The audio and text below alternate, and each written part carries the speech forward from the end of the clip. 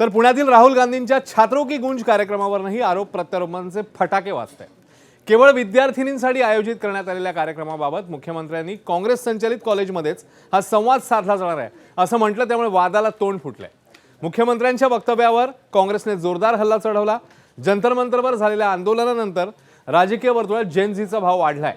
Cockroach जनता पार्टीच्या आंदोलनाच्या निमित्ताने या जेन झीला आपल्याकडे खेचण्यासाठी सध्या सगळेच राजकीय पक्ष कामाला लागलेत असं चित्र आहे। मात्र जेन झी प्रश्नांना खरा न्याय नेमकं कोण देत आहे आणि कोण केवळ राजकारण म्हणून याकडे पाहते, येत्या काळात ही बाब स्पष्ट होईल। इस सभा की यानी इस मीटिंग की काफी सारी तैयारी हो चुकी है। पुलिस परमिशन आ चुकी है। ग्राउंड के ऊपर पूरी तैयारी हो चुकी है।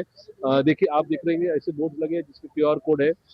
जो छात्रा आने वाली है वो इस क्यूआर कोड को स्कैन करेंगी, स्कैन करके अपना नाम रजिस्टर्ड करवाएंगी और फिर वहां पे दाखिल होंगी। उनका जो रजिस्ट्रेशन है वो कॉपी होगा और उसके बाद उनका अंदर छोड़ा जाएगा। लेकिन 8 से 10 हजार छात्र इसमें क्या बड़े जोश के साथ आएंगे, ये हमारा दावा है। अभी तक 9,500 रजिस्ट्रेशन हो चुकी है।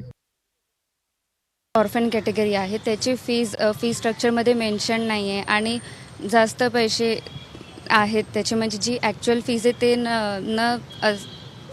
जी नाही आहे ती आम्हाला कॅटेगरी जी आहे त्याचे पूर्ण भरावे लागेल। मला वाटतं की राहुल गांधींच्या कार्यक्रमाला गेल्यामुळे तो प्रश्न सुटला। हां, तुझं नाव काय आहे आणि तू का जाणार आहेस राहुल गांधींच्या कार्यक्रमात? माझं नाव सानिका आणि माझं पण तेच कन्सर्न आहे की फीज आमचं गव्हर्नमेंट कॉलेज असून इतकं मेरिटस कॉलेज असून पण फीज इतकी हाय आहे, तर हेच विषय तिथं पुढे करायचा आहे। लॉ स्टुडंटचा मेन असा मुद्दा आहे की आमचे इंटर्नशिप जेव्हा असतं तेव्हा आम्हाला रिएम्बर्समेंट किंवा स्टायपंड मिळत नाही।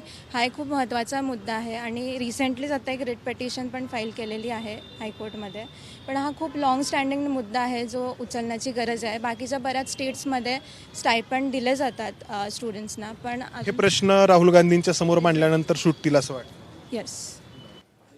तर राहुल गांधींच्या संवादावरून मुख्यमंत्र्यांनी काँग्रेसवर टीका केली आहे, तर विरोधकांनी मुख्यमंत्र्यांना यावर प्रत्युत्तरही दिले आहे।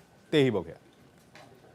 मला असं वाटतं की आनंदाची गोष्ट आहे, परंतु त्यांनी सरसकट तरुणाईशी संवाद साधला असता तर आनंद वाटला असता। पण माझ्याकडे जी माहिती आहे त्यामध्ये काँग्रेसच्या नेत्यांच्याद्वारे संचालित जी महाविद्यालयं आहेत त्यातल्याच मुलींचं रजिस्ट्रेशन करायचं आणि त्यांनाच तिथे आणायचं अशा पद्धतीचे आदेश आहेत। पण ठीक आहे, त्याही आपल्याच मुली आहेत, त्यांच्याशी संवाद साधला तरी आनंद होऊ। देशात आम्ही शाळा, महाविद्यालय आणि शाळा खोलल्या, आम्ही शाखा खोलल्या नाहीत ना। त्यामुळे सगळ्या ठिकाणी मुलं येतील ते शाळा आणि महाविद्यालयातून येतील, शाखेतून कसे येतील?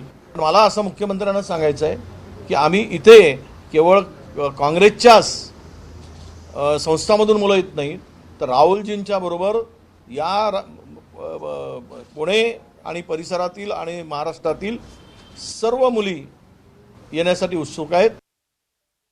मुझे सीएम साहब उनके भी जो वरिष्ठ नेता हैं उनसे भी ऐसी ही प्रेस कॉन्फ्रेंस करने से कहे। राहुल जी तो करते हैं, राहुल गांधी जी छात्रों की गूंज करते हैं, भाजपा क्यों नहीं करती छात्रों की गूंज? और क्यों नहीं बताती कि लाठीचार्ज किसने करवाया? क्यों नहीं बताती टीयर गैस किसने चलवाया? क्यों नहीं बताती कि बिहार में AK-47 किसने चलवाया? क्यों नहीं बताती pellet gun national capital region में पीसफुल प्रोटेस्टर्स में किसने चलवाया? बताए भाजपा, करे छात्रों की गूंज। कभी तो छात्रों के भी मन की बात सुने। एबीपी माझा, उघडा डोळे बघा नीट।